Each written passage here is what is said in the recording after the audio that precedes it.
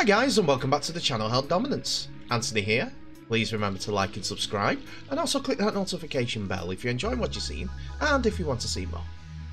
Coming up, the continuation to my series on Super League clubs and where they're placing at the end of 2022's regular season.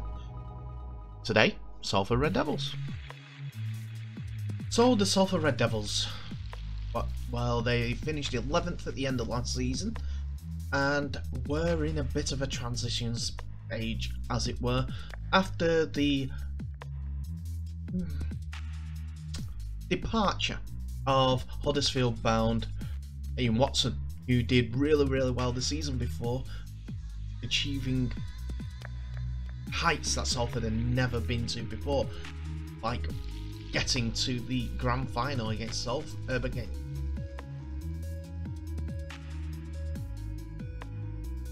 Salford Red Devils are back in a time of change when it comes to their newest season, as while things off the field don't look so rosy, as there is constant speculation about where Salford are going to playing in 2023, whether it's the AJ Bell or the Moor Lane Peninsula Stadium, which it was the home of Salford City Football Club. The club have been reeling after such a fantastic spell under old coach Ian Watson, who departed for Huddersfield in 2021, as well as reaching the Challenge Cup final with Salford in 2020. In 2019, they reached a grand final, only losing out to Saints in the first of their three peats.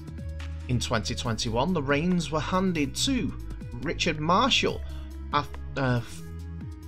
to progress Salford from their 2020 disappointment in Super League, as they ended up finishing 9th under Watson despite reaching Challenge Cup final. But unfortunately, Mather led Salford to a lower position as Salford finished 11th, scoring only 7 wins in their 22 matches at the Super League level. The reins have been handed over once again to Paul Rowley, the former Lee and Toronto Wolfpack coach, who was even part of the setup when Ian Watson was in charge at the club. And Salford are again looking for possibly their final season at the AJ Bell for more success, but this time under Rowley. Paul Rowley has not yet to coach in Super League due to the licensing situations, but he has had success at championship level after winning back-to-back titles with Lee in 2014 and 2015. 2016 he resigned 10 days before the start of the 2016 championship season and took up the position of the inaugural head coach of the Toronto Wolfpack. With proven winners like Dan Sargentson and Callum Watkins, and also try-scoring machine Ken Seo, Salford have some decent backline quality and could potentially upset the apple cart if things come together and injuries stay away from these key men in the Salford lineup, which hasn't helped over the last couple of years.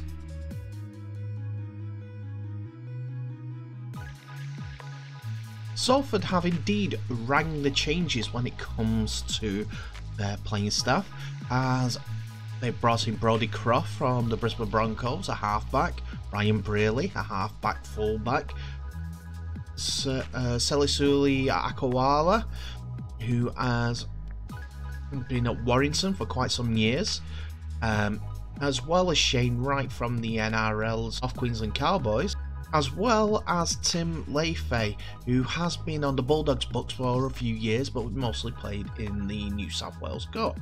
Croft and Wright I don't know too much about, as they have been playing in the NRL but sparingly, but what we can glean off Wikipedia, they had started off well in their careers but fell away as the team's performances changed and went down a strong pathway. The one that we do know is Ryan Brierley, who has been a Paul Rowley favourite wherever he goes, as he has signed him for the Toronto Wolfpack and Lee twice. Plus, this gentleman is also a Salford fan, and he's at his boyhood club as a player, after years of being a supporter. Despite letting Paulie go and Salford talisman to Tui Lolohea go to Huddersfield and York respectively, there was a big surprise coming out of Salford after they had decided to sign Mark Sneyd for a 3-year deal from Hull FC. So they replaced the guile of Louis Torhia, Tualolohea even, with the undoubted leadership qualities that Mark Sneyd brings along. So that's a shrewd signing, and it really did come out of nowhere. The signing of Sneyd was not just a shrewd move and a surprise to Super League. It does replace 2 boxes, as he does the Tualolohea job, and also replaces Kevin Brown, who retired from Super League duty back in December. Rowley's backroom staff consists of former Lee temporary coach Kurt Haggerty and Danny Orr, who joined the club as an assistant and will be looking to reduce the guile and the scoring ability with what players like Ken Seo have in their locker.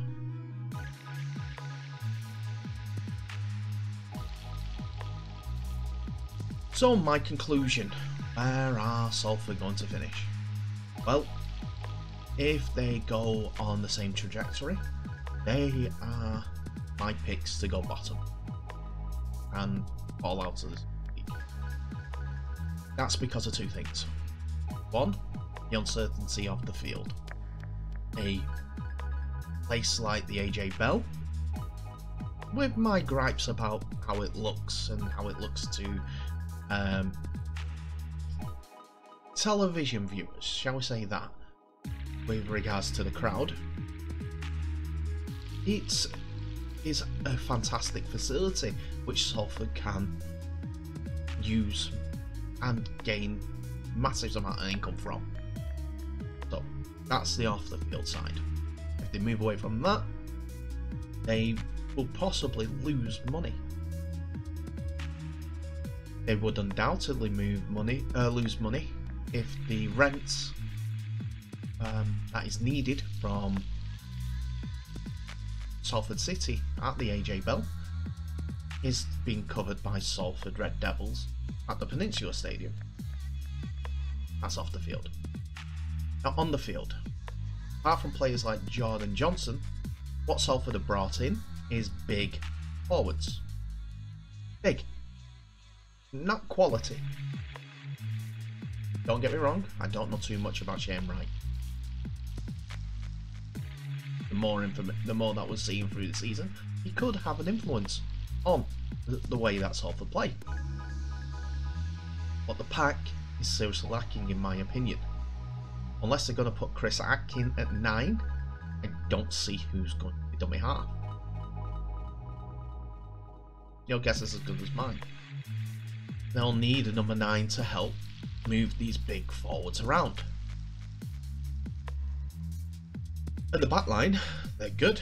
They've got quick, but aging players. Ken Seo and Callum Watkins and Dan Sargentson are all on 30 and above. Yes, they'll have some young coming through like Dean Cross, and also they have Morgan Escaray, but they have depth, but no real substance in regards to their attacking abilities. So it wouldn't surprise me that they would fall out of Super League for 2023. That being said, if things come together, because I don't know what role he's going to do, as he's never been in the Super League, but it's all conjecture when it comes to time in the league. And it's been, what, 5 years since he was in charge of a team?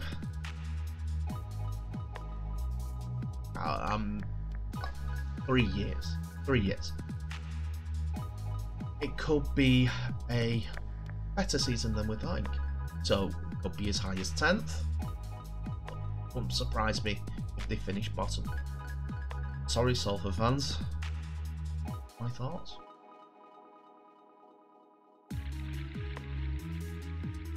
And that's it for another episode, ladies and gentlemen. Thank you so much for watching.